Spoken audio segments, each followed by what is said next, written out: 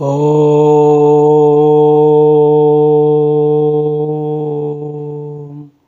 प्रणाम। सप्रेम जय जीव भगवत स्वरूप दिव्य आत्मन। आज एक गुरुत्वपूर्ण वीडियो हो जाउछि जार शीर्षक हेउछि ब्रह्मचर्य एवं वीर्य रक्षा। तो ब्रह्मचर्यर अर्थ कौन, वीर्य रक्षा सहित संबंध अच्छी, ब्रह्मचर्य वीर्य रक्षा भितर कौन पार्थक्य अच्छी।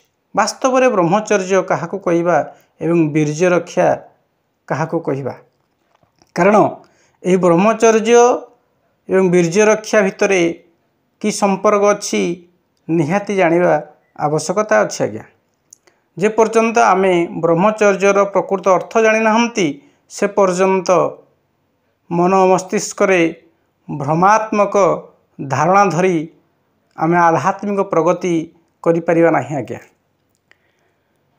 आध्यात्मिक जगत रे ब्रह्मचर्य को साधारणतः वीर्य रक्षा सहित तुलना करा जाए। ब्रह्मचर्यर संपूर्ण अर्थ को वीर्य धारणा को ही आमे ग्रहण करिथाउ। साधारणतः लोकमतरे यह प्रचलित जे वीर्यपात न करिबा बा आपणकर स्त्री संसर्ग न करिबा, स्त्री सहित सहवास न करिबा बा पुरुष सहित स्त्रीटीए सहवास न करिबा, से समयटा होछि ब्रह्मचर्य। आजीवन जे वीर्यपात न करे बा स्त्री पुरुष सहित शारीरिक संपर्क न रखे, से होछंती ब्रह्मचारी बा आपणकर बाल ब्रह्मचारी। यह धारणा प्रायतः समस्तଙ୍କର थाए, जहाँ आम्हे माने शुणी थाउ विभिन्न कथावस्तु माध्यम रे बा विभिन्न मीडिया। आज्ञा किंतु वास्तव में ब्रह्मचर्यर जो महान तत्वटी अच्छी ताहा आम्भमानंकर दृष्टि आढ़ुआल रही जाए। तेणु ब्रह्मचर्यर प्रकृत अर्थ होछि, ब्रह्म शब्द होछि आपणकर अति विराट तत्व। कारण ब्रह्मचर्य जो शब्दटी गठित होइछि ताहा ब्रह्म एवं चर्य सयुक्त होइकि होइछि ब्रह्मचर्य। ब्रह्मयुक्त चर्य इज इक्वाल टू ब्रह्मचर्य। तेणु बृह बा ब्रूहि वृद्धौ धातुरु ब्रह्म शब्द सृष्टि, सबुठारु बड़ को ही ब्रह्म कहती। एवं चर्य अर्थ आचरण विचरण बा मनन। तेणु यार मोटामोटी अर्थ हेब आत्मारूपी ब्रह्मर मनन को चिंतन को ब्रह्मचर्य कहा जाए। तेणु ब्रह्मचर्य आउरी गोटे अर्थ आसो आज्ञा, ब्रह्मणि चरति इति ब्रह्मचारी तस्य भावं ब्रह्मचर्यम। निजकू एवं समस्त को ब्रह्म दृष्टि देखिबा ही ब्रह्मचर्य।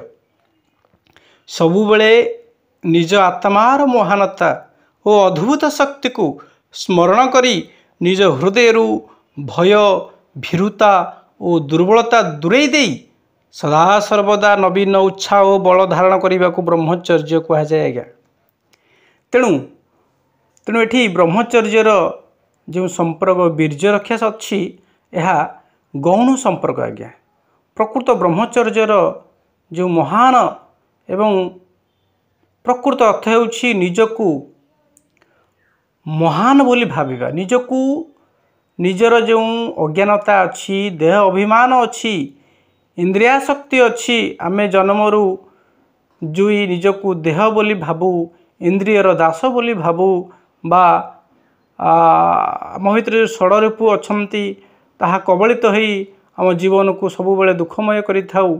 ए सबुरु निजकू ऊर्ध्व को उठेई निजकू महान, निजकू ब्रह्म, निजकू ईश्वर ନିଜକୁ ସ୍ରଷ୍ଟା ବୋଲି ମନେ କରିବା ହିଁ ପ୍ରକୃତ ବ୍ରହ୍ମଚର୍ଯ୍ୟ। ତେଣୁ ବେଦ କହିଲେ ଅୟମାତ୍ମା ବ୍ରହ୍ମ ଅହଂ ବ୍ରହ୍ମାସ୍ମି। କାହିଁକି କହିଲେ ଆଜ୍ଞା? ମନୁଷ୍ୟମାନେ ଜାଣିଲେ ଯେ ଏ ମନୁଷ୍ୟ ହେଉଛି ଏକ ଆପଣଙ୍କର ଭାବନାମୟ ତଥା ଚିନ୍ତନମୟ ପ୍ରାଣୀ। ଆ ଭିତରେ ଅନନ୍ତ ସମ୍ଭାବନା ଅଛି। କାରଣ ଆକୁ ଏ ମନୁଷ୍ୟକୁ ଯେଭଳି ଭାବରେ ଶିଖାଇ ଦିଆଯିବ, ତା ଭିତରେ ଯେଉଁଭଳି ଭାବରେ ଭାବ ସୃଷ୍ଟି କରାଇ ଦେଇପାରିବ, ତାକୁ ଯେଉଁ ଧାରଣା ଦିଆଯିବ, ଯଦି ସେ ତାକୁ ଧରିନିଏ ବା ଧରିବାର ଅନନ୍ତ ସମ୍ଭାବନା ଅଛି ଆଜ୍ଞା। ମନୁଷ୍ୟ ଏପରି ଏକ ଜୀବ ବା ପ୍ରାଣୀ ଯାହାକୁ ଶିଖେଇଲେ ସେ ଶିଖି ଯାଇଥାଏ। ଯଦି ତା ଭିତରେ ହୀନମନ୍ୟତା ଅଛି, ନିଜକୁ ସିଏ ଦୁର୍ବଳ ମନେ କରୁଛି, ନିଜକୁ ସେ ଦାସ ଅକିଞ୍ଚନ ଦୁର୍ବଳ ପାପୀ ବୋଲି ଭାବୁଛି, ତା ମନ ମସ୍ତିଷ୍କରେ ଏହିପରି ଭାବନା ସବୁବେଳେ ଘୁରି ବୁଲୁଛି, ତେବେ ସେ କଦାପି ଉଚ୍ଚତମ କାମ କରିପାରିବ ନାହିଁ। ନିଜର ବ୍ୟକ୍ତିତ୍ୱର ବିକାଶ କରିପାରିବ ନାହିଁ।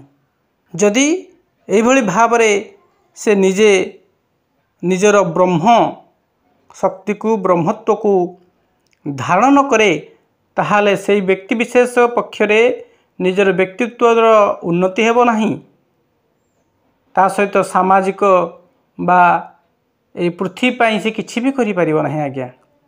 ତେଣୁ ପ୍ରକୃତ ଭାବରେ ଯଦି ମଣିଷକୁ ତାର ଦେବତ୍ୱର ସନ୍ଧାନ ଦିଆଯାଏ, ବ୍ରହ୍ମତ୍ୱର ସନ୍ଧାନ ଦିଆଯାଏ, ତାକୁ ବ୍ରହ୍ମ ବୋଲି କୌଣସି ମତେ ତାର ବିଶ୍ୱାସରେ ଭରି ଦିଆଯାଏ, ଯଦି ତା ବିଶ୍ୱାସ ହେଇଯାଏ ଯେ ମୁଁ ପ୍ରକୃତ ବ୍ରହ୍ମ, ମୁଁ ମହାନ, ତେବେ ତା ମଧ୍ୟରେ ସେ ସତସିଂହର ବଳ ଆସିଥାଏ। ତା ଜୀବନରୁ ସବୁ ପ୍ରକାର ଦୁଃଖ ଦୁର୍ଦିନ ବା ଦୁର୍ଦ୍ଦଶା ଦୂରେଇ ଯାଏ, ବା ସେଇ ଦୁଃଖ ସମସ୍ୟାର ସହିତ ଲଢ଼ିବାର ଶକ୍ତି ସେ ପ୍ରାପ୍ତ ହୋଇଥାଏ। ସେ କେବେ ବି ନତମସ୍ତକ ହୁଏ ନାହିଁ। ପରିବେଶ ପରିସ୍ଥିତି ସହିତ ଯେତେବେଳେ ସେ ଲଢ଼େ, ସତସିଂହର ବଳ ନେଇକି ଲଢ଼େ, ନିଜର ବ୍ରହ୍ମତ୍ୱ ବ୍ରହ୍ମ ଭାବରେ ସେ ପ୍ରତିଷ୍ଠିତ ହୋଇକି ଲଢ଼େ, ତେଣୁ ତାହାର ବିଜୟ ସୁନିଶ୍ଚିତ। ତେଣୁ ଏ ସଂସାରରେ ଯେତେ ମହାପୁରୁଷ ହୋଇଛନ୍ତି, ଯୋଗଜନ୍ମ ହୋଇଛନ୍ତି ବା ଆପଣଙ୍କର ଇତିହାସ ରଚନା କରିଛନ୍ତି, ଇତିହାସ ଯାହାକୁ ଲିପିବଦ୍ଧ କରିଛି ସ୍ୱର୍ଣ୍ଣାକ୍ଷରରେ, ସେ ସମସ୍ତେ ଏହି ମହାନ ତତ୍ତ୍ୱର ଅଧିକାରୀ ଥିଲେ। ସେମାନେ ନିଶ୍ଚିତ ରୂପରେ ନିଜକୁ ବ୍ରହ୍ମ ବୋଲି ଶ୍ରେଷ୍ଠ ବୋଲି ମନେ କରିଛନ୍ତି, ଯାହାଫଳରେ ତାଙ୍କର ବ୍ୟକ୍ତିତ୍ୱ ସଂସାର ଦେଖିଛି, ଇତିହାସ ପ୍ରମାଣ ଦେଉଛି। ତେଣୁ ଯେପର୍ଯ୍ୟନ୍ତ ମଣିଷ ନିଜକୁ ବ୍ରହ୍ମ ବୋଲି ସ୍ୱୀକାର କରି ନାହିଁ, ନିଜକୁ ମହାନ ବୋଲି ସ୍ୱୀକାର କରି ନାହିଁ, ସେ କଦାପି ମହାନ କାର୍ଯ୍ୟ କରିପାରିବ ନାହିଁ, ବ୍ୟକ୍ତିଗତ ସ୍ତରରେ ବା ବିଶ୍ୱ ସ୍ତରରେ। କାରଣ ଶାସ୍ତ୍ର କହନ୍ତି ଯାଦୃଶୀ ଭାବନା ଯସ୍ୟ ସିଦ୍ଧିର୍ ଭବତି ତାଦୃଶୀ। ଅର୍ଥାତ୍ ଯିଏ ଯେଉଁଭଳି ଭାବନା କରେ ସେ ସେହିଭଳି ସିଦ୍ଧିପ୍ରାପ୍ତ କରିଥାଏ ବା ତାର ଭାବନା ଅନୁସାରେ ଫଳପ୍ରାପ୍ତି କରିଥାଏ। ଏ ମନ ଭାବୁଥାଏ ଯାହା କାଳେ ପ୍ରାପ୍ତ ହୁଏ ତାହା। ତେଣୁ ମନୁଷ୍ୟ ଯାହାକୁ ଭାବନା କରେ ସବୁ ସମୟରେ କାଳକ୍ରମେ ସମୟକ୍ରମେ ସେହିଭଳି ତାର ଭାବନାର ସ୍ଥୂଳ ରୂପ ସେ ତା ଜୀବନରେ ସାକ୍ଷାତ କରେ ବା ସେ ପ୍ରାପ୍ତ କରିଥାଏ। ତେଣୁ ଯଦି ଏହା ସତ୍ୟ ମଣିଷର ଭାବନା ହିଁ ସବୁକିଛି, ତେବେ ସେ ନିଜକୁ ଦାସ ବୋଲି କାହିଁକି ଭାବିବ? ଦାସ ପରିବର୍ତ୍ତେ ନିଜକୁ ପ୍ରଭୁ କାହିଁକି ନ ଭାବିବ? ନିଜକୁ ଦୀନହୀନ ଅକିଞ୍ଚନ କାହିଁକି ଭାବିବ? ସେ ବ୍ରହ୍ମ ଅବିନାଶୀ ତତ୍ତ୍ୱ, ଚିରନ୍ତନ ତତ୍ତ୍ୱ, ଆତ୍ମା ବୋଲି କାହିଁକି ନ ଭାବିବ? ତେଣୁ ପ୍ରକୃତ ବ୍ରହ୍ମଚର୍ଯ୍ୟ ପ୍ରତିଷ୍ଠା ହେଲେ କ'ଣ ହୁଏ? ବ୍ରହ୍ମଚର୍ଯ୍ୟ ପ୍ରତିଷ୍ଠାୟମ୍ ବୀର୍ଯ୍ୟ ଲାଭ। ବ୍ରହ୍ମଚର୍ଯ୍ୟ ପ୍ରତିଷ୍ଠା ବା ବ୍ରହ୍ମଜ୍ଞାନ ଧାରଣରେ ମନୁଷ୍ୟ ବଳବାନ ହୋଇଥାଏ, ତାର ସ୍ମୃତିଶକ୍ତି ବଢ଼ିଥାଏ, ତାର ସହନଶୀଳତା ବଢ଼ିଥାଏ, ତାହାର କ୍ଷମାଶୀଳ ବଢ଼ିଥାଏ, ତା ଭିତରେ ସ୍ଥିରତା ଆସିଥାଏ, ଆନନ୍ଦ ଆସିଥାଏ, ବିଚାର ବିବେକ ଶକ୍ତି ବଢ଼ିଥାଏ। तेणु ब्रह्मचर्य सहित जो वीर्यर संपर्क अति गौण आज्ञा। कारण वीर्य शक्ति को यदि आम प्राधान्य दवा यह गोटे प्राकृतिक कार्य।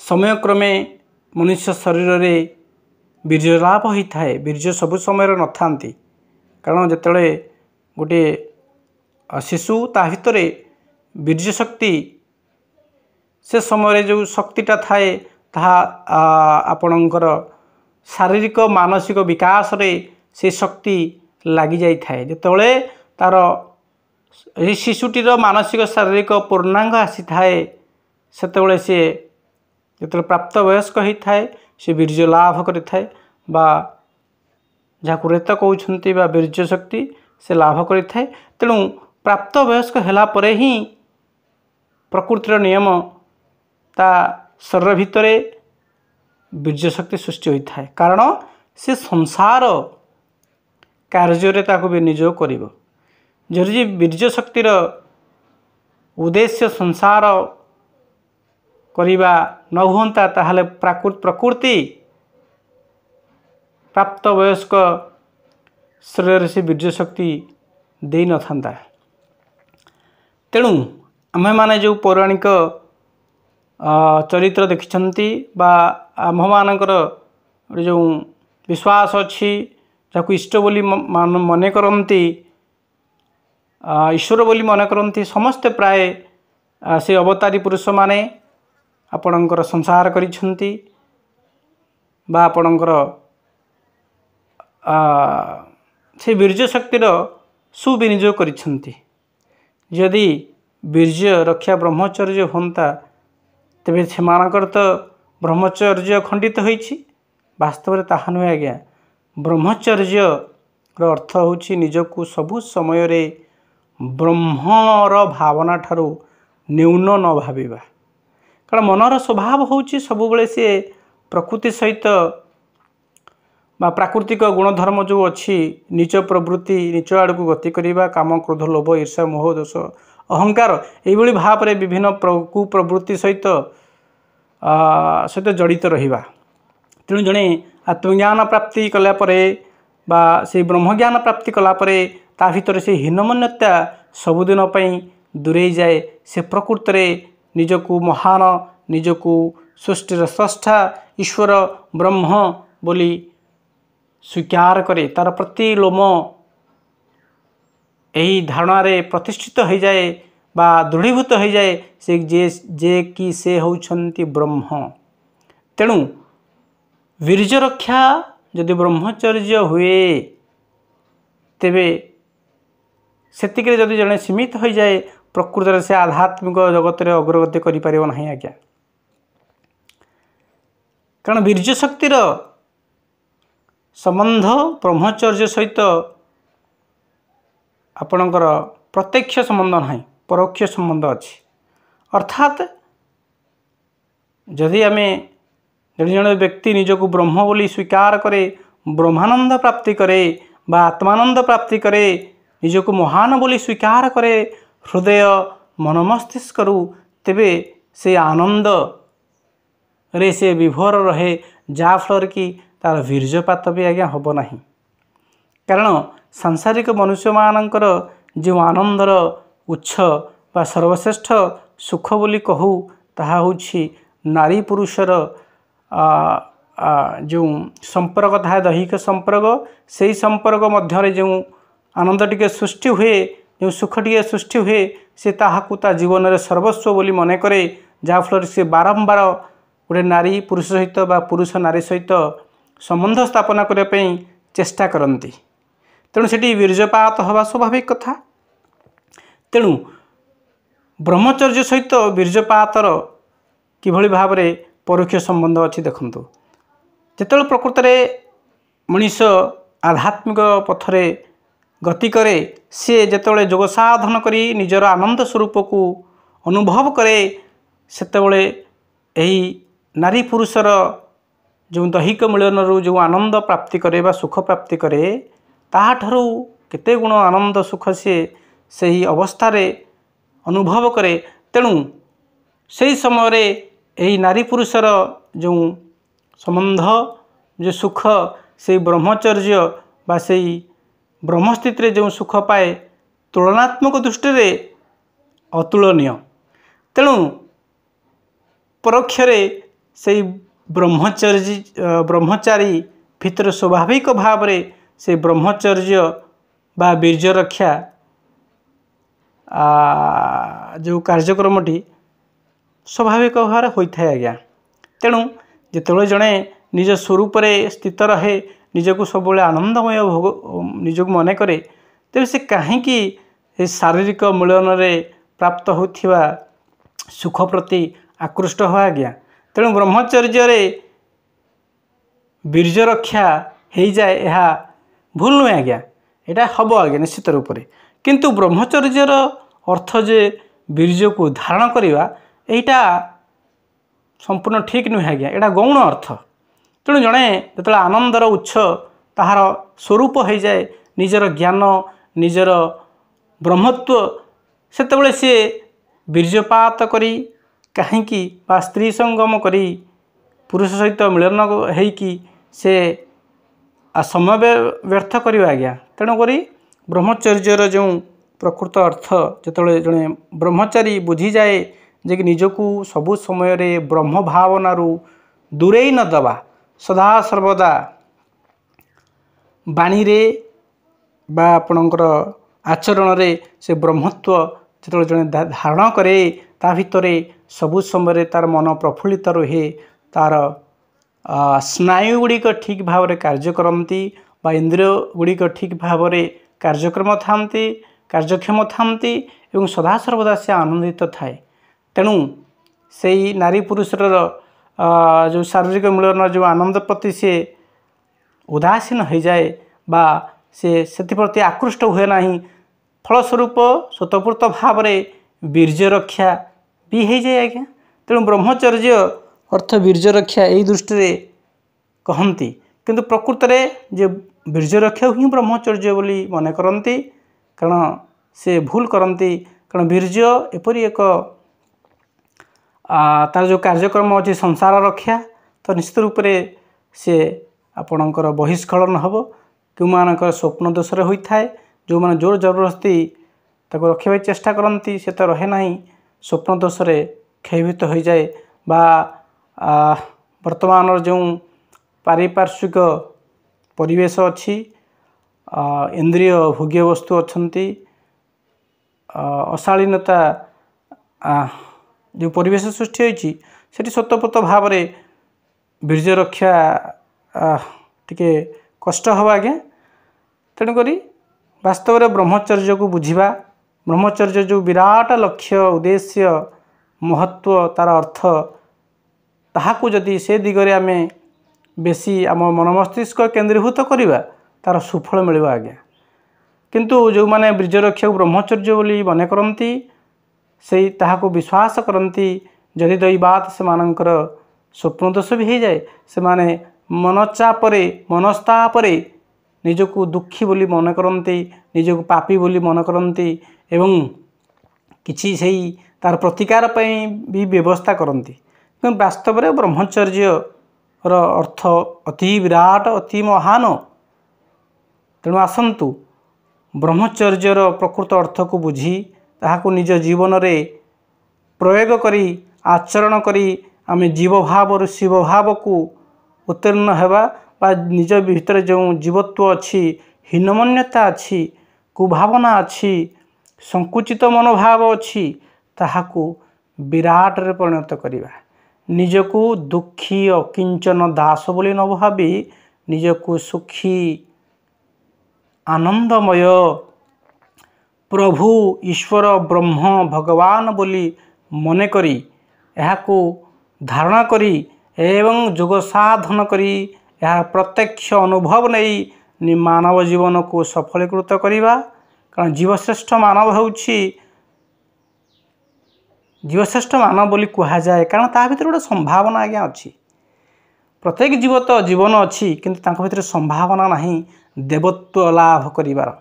कारण मनीष एपरी एक प्राणी ताहाकू जो भली भाव में शिक्षा दि जाए बा जो शिक्षा को सी हृदयर सहित ग्रहण करि जाए से सही भली हो जाए। जादृशी भावना जस्य सिद्धि भवति तादृशी।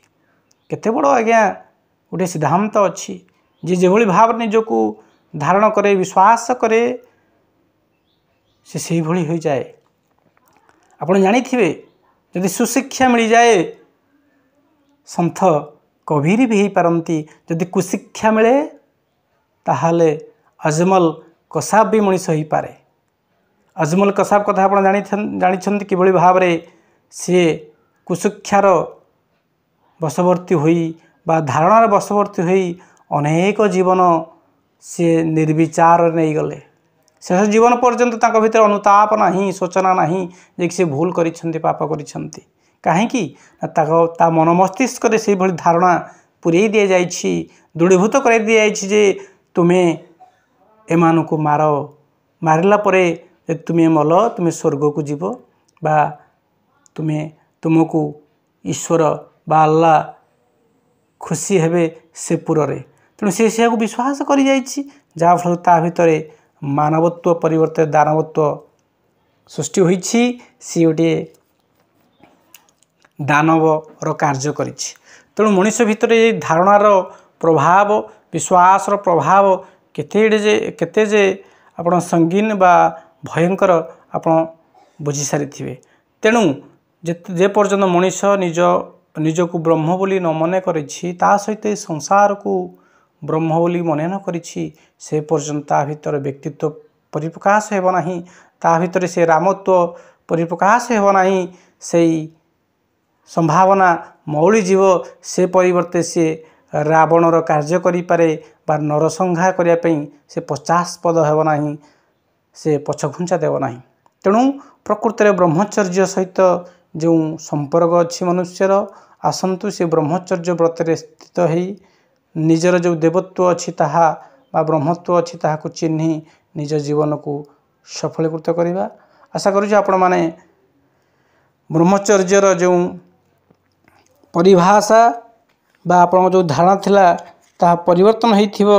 प्रकृत में ब्रह्मचर्य व्रत पालन कले किभली भाव में मनरु दुर्बलता दासत्व मुक्त होई मनीष निज स्वरूप स्थित होई निजको ब्रह्म पवित्र सर्वशक्तिवान मानी निज मन भितर जो दासत्व अच्छी हीनमन्यता अच्छी ताहाको त्याग करी सबु समय रे आनंदित रही पारिबो बा प्रतिटी समस्यार सम्मुखीन होई पारिबो, ताहार समाधानर बाट से पाई पारिबो।